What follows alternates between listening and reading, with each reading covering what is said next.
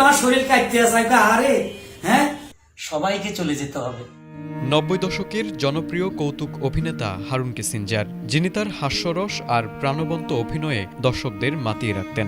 মঞ্চ কিংবা টেলিভিশন যেখানে তিনি উপস্থিত হয়েছেন সেখানেই ছড়িয়ে দিয়েছেন নির্মল হাসি। কিন্তু আজ সেই হাসির রাজা গুরুতর অসুস্থ হয়ে হাসপাতালে শয্যায়।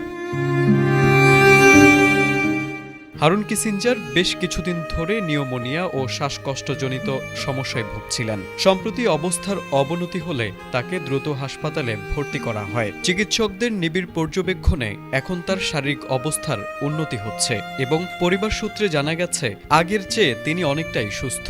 এমন একটি সংবেদনশীল মুহূর্তে সামাজিক মাধ্যমে তার মৃত্যুর গুজব ছড়িয়ে পড়ায় তীব্র ক্ষোভ প্রকাশ করেছেন তার ছেলে রুবেল খন্দকার।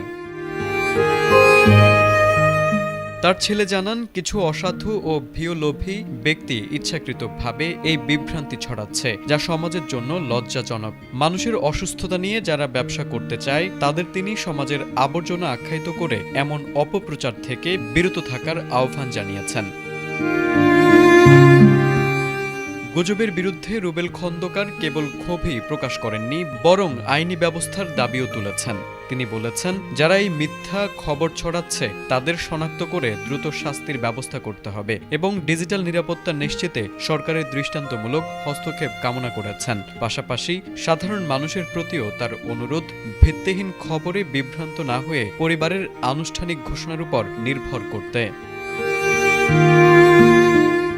তারেক আজিজ, এটিএন বাংলা।